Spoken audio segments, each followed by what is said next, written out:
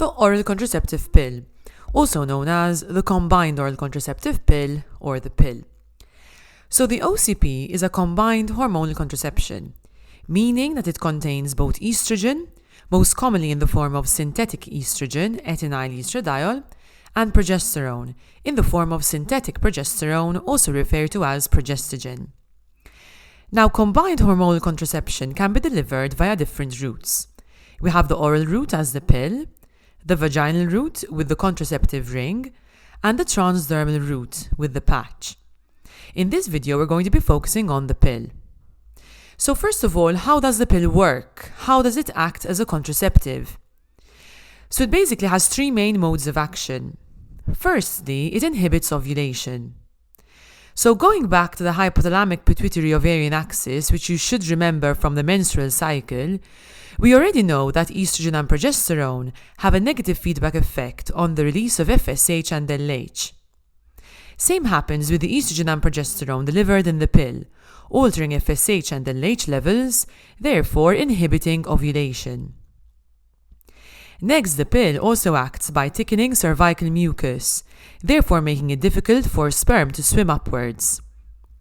Lastly, the pill also acts by thinning the endometrium, therefore making it difficult for a fertilized egg to implant into the uterine cavity. Now, there are many different brands of pills and different types. The traditional regimen is the 21/7 COCP. One pill is taken each day for 21 days, and then no pills are taken for the next 7 days. An example is microgynon. Next is the 24/4 COCP regimen, which is also referred to as an everyday pill, as essentially a pill is taken every day. There are 24 active pills and 4 dummy pills, which are essentially sugar pills, which result in a withdrawal bleed. An example is Yaz. As you can see, the active pills in both of these regimens are the same color. This indicates that each pill contains the same amount of estrogen and progesterone within it. These are referred to as monophasic pills. On the other hand, phasic pills are those with pills having different colors, indicating variation in the dose of estrogen and progesterone between the pills. An example of this is Clyra. Okay, good. So what do we advise patients taking the COCP? First of all, it is important to take the pills at the same time each day and take them in the correct order depending on the regimen.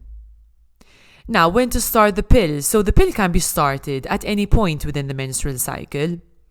Ideally, the pill is started on day 1 to day 5 of the cycle, day 1 referring to the first day of menstruation. If started after day 5, additional contraception will be required for 7 days. What about missed pills? So missed pills can affect the contraceptive efficacy of the pill, depending on when the pill is missed and how many pills were missed.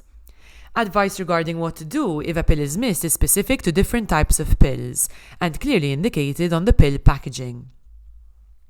Instructions on what to do when suffering from vomiting or diarrhea is also indicated on the packaging, as this will affect the absorption of the pill. Okay, so now how effective is the pill? So first of all, keep in mind that no contraception is 100% effective, but of course the efficacy of the pill depends on how the patient is taking it. So when the pill is taken correctly, referred to here as perfect use, the failure rate is 0.3%, so around 99% effective. This involves not missing any pills, restarting the pill on time after the pill-free interval, and taking extra contraceptive precautions when necessary. The reality is a bit different though, everyone forgets a pill here and there, so the typical use failure rate is 9%.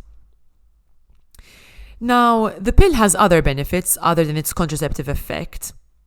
So firstly, the pill is sometimes prescribed to help with acne. The pill can also help to decrease the risk of benign ovarian cysts and tumors. It can help to control heavy menstrual bleeding and dysmenorrhea, improve symptoms of endometriosis. The pill can be used as a treatment for premenstrual syndrome and polycystic ovarian syndrome, and may also help menopausal symptoms improve. Furthermore, the pill has been found to reduce the risk of colorectal, endometrial, and ovarian cancer. Of course, with the advantages, there are also disadvantages. So the pill is associated with an increased risk of stroke, cardiovascular disease, breast cancer, cervical cancer, and venous thromboembolism. Side effects of the pill include mood changes, melasma, breast tenderness, nausea, weight changes, and unscheduled bleeding. There are some cases where the pill cannot be prescribed or should be prescribed with caution. So here are some contraindications to the pill. We've got high BMI, smoking, hypertension, venous thromboembolism, a history of stroke, ischemic heart disease, migraines, and liver disease. Therefore, during a consultation, before prescribing the pill, it is very important to conduct a full history, including a past medical history and examination to look out for any possible contraindications, or guide your choice of pill depending on her complaints.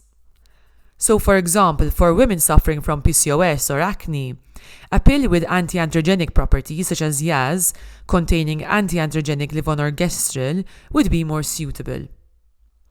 It is advisable to consult your doctor before starting the pill. Like and subscribe. Thanks.